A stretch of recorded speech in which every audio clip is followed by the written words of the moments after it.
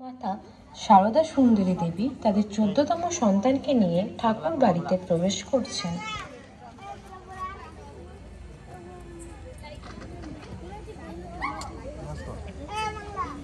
অয় অজগর আসছে তেরে, আয়ে আমটি খাবো পেরে। উফ বাবা, এবার পড়তে বসো, তোমাকে এবার বিদ্যালয়ে যেতে হবে তো।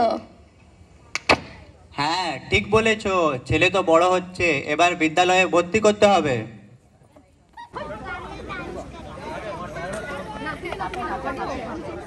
কবিগুরু রবীন্দ্রনাথের পিতা তার সন্তানকে কলকাতার oriental seminar normal school, Bengal academy এবং সেন্ট জেভিয়ার স্কুল এবং আলাদা আলাদা বিদ্যালয়ে ভর্তি করেছিলেন। কিন্তু রবীন্দ্রনাথের এই চার দেওয়ালের মাঝে মন বসত না। এইভাবেই দিনের পর দিন তার এই গৃহশিক্ষকের ব্যবস্থাটি চলতে থাকে।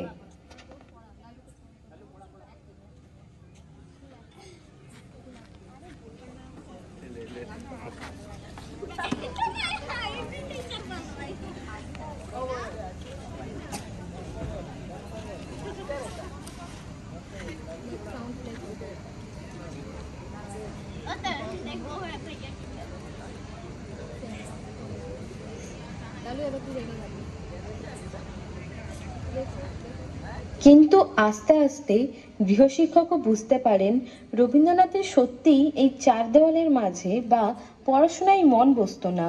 তখন তিনি উত্তেজিত হয়ে তার পিতাকে জানান যে তিনি আর তার সন্তানকে শিক্ষা প্রদান করতে পারবেন না।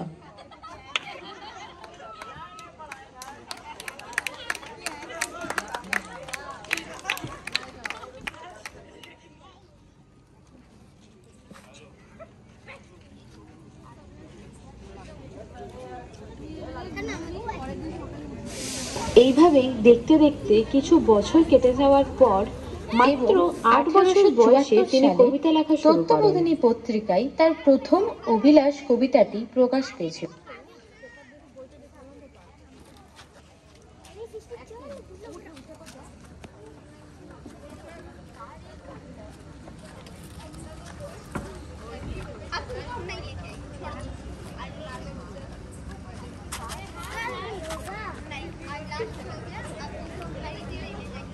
ठाकुर साहब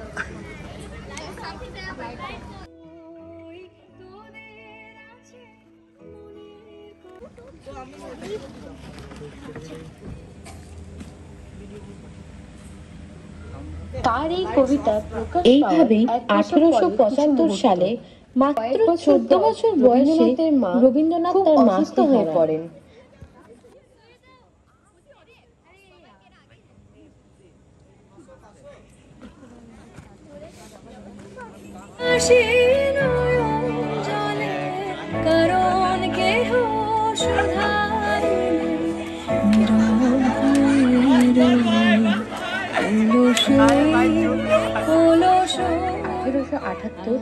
তার পিতা তাকে ব্যারিস্টারি পড়ানোর উদ্দেশ্যে ইংল্যান্ডে পাঠান।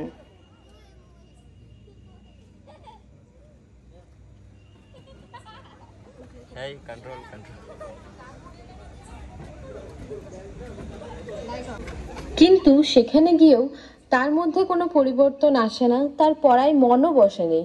সে সাহিত্য নিয়ে দেখতে দেখতে ২ বছর কাটিয়ে ফেলার পর ১৮৮০ খ্রিস্টাব্দে কোনো ডিগ্রি না নিয়ে ব্যারিস্টারি পড়া শেষ না করেই তিনি ভারতে ফিরে আসেন।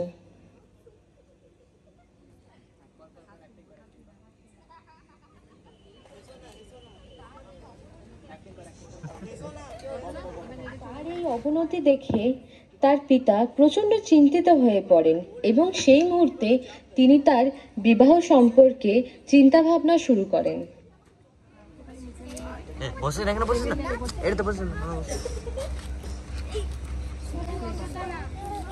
হঠাৎ করেই তাদের বাড়ির কর্মচারী বেনি মাধবকে দেখে তার কন্যার সাথে রবীন্দ্রনাথের বিবাহ সম্পর্কে তিনি আলোচনা শুরু করেন।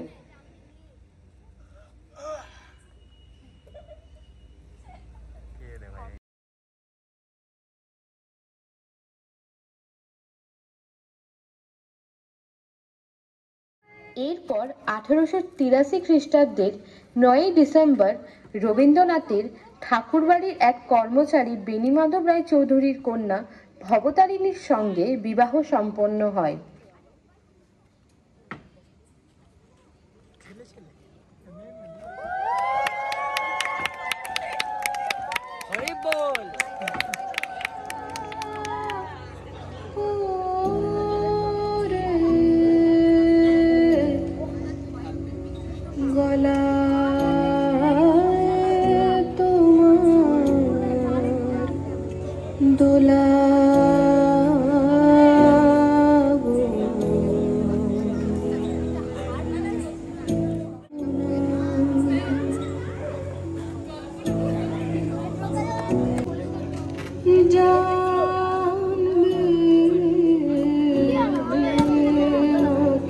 আরে ঠাকুর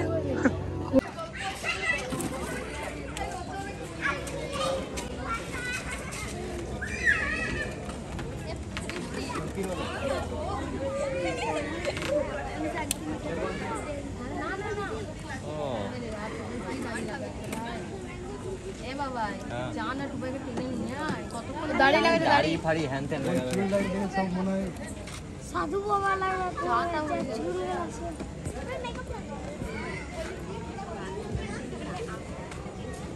प्लीज घर जाएगा तो बोलना।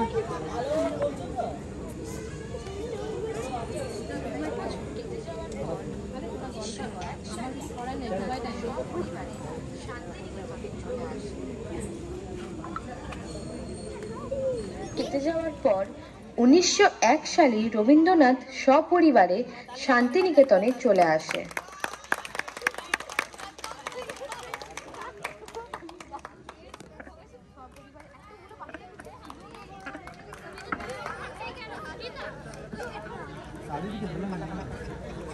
শান্তিনিকেতনের বাগানে একটি গ্রন্থাগার তৈরি করেন।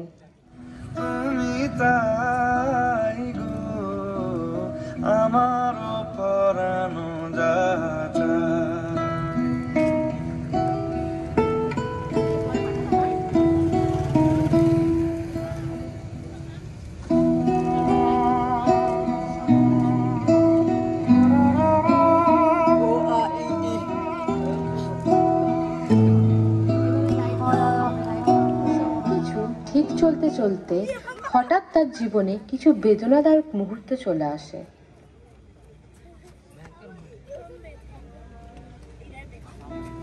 তোমা ছাড়া রে জগতে আমার পরানো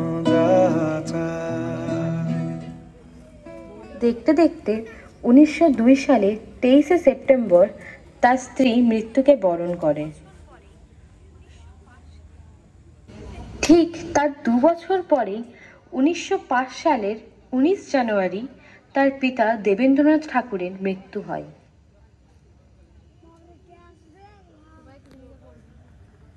সমস্ত কিছু হওয়ার পর তিনি ভেঙে পড়েছিলেন।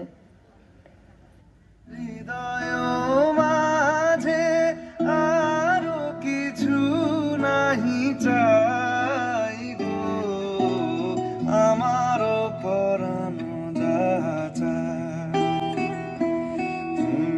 এই সময় তার আর্থিক অবস্থা খুব একটা ঠিক ছিল না, তাই তিনি শান্তিনিকেতনের শিক্ষার জন্য অর্থ প্রদান করতে পারতেন না।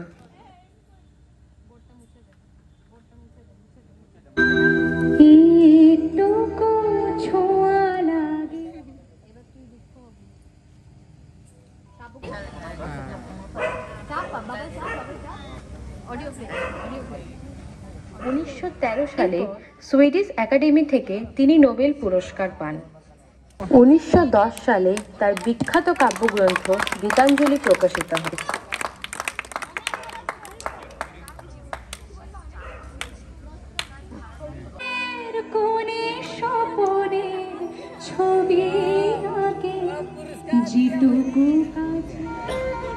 সেবার সেরে উঠলেও 1940 সালে আর তিনি সেরে উঠতে পারেন।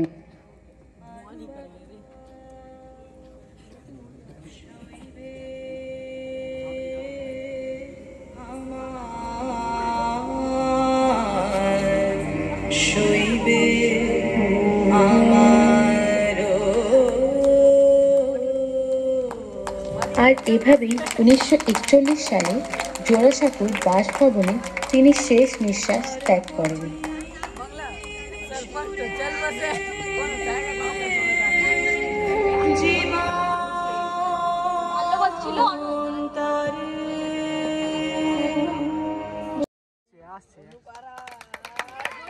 জোরে হাততালি অনুপের জন্য। ভাই একটু স্মাইল ভাই। মধ্যবয়সী ছিল রচনা দত্ত, রচনা দত্তর জন্য জোরে হাততালি। আমাদের নাটকের শেষ মুহূর্তে রবীন্দ্রনাথের চরিত্রে ছিল শুভম চ্যাটার্জি, জোরে হাততালি। রবীন্দ্রনাথের বাবার চরিত্রে ছিল সানি চ্যাটার্জি। গৃহ শিক্ষকের চরিত্রে ছিল দেবজ্যোতি, দেবজ্যোতির জন্য জোরে হাততালি। এবং নোবেল পুরস্কার দিয়েছিলেন আমাদের অক্ষয় চক্রবর্তী। রবীন্দ্রনাথের মায়ের চরিত্রে ছিল আমিষা লাল, আমিষা লালের জন্য জোরে হাততালি। রবীন্দ্রনাথের স্ত্রীর চরিত্রে ছিল আমাদের ছোট্ট সদস্য অন্বেষা চৌধুরী, অন্বেষা চৌধুরীর জন্য জোরে হাততালি।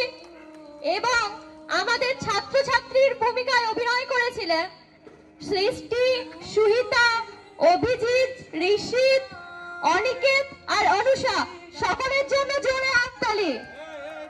আমাদের নাটকের গ্রুপে সকলের জন্য জোরে হাততালি।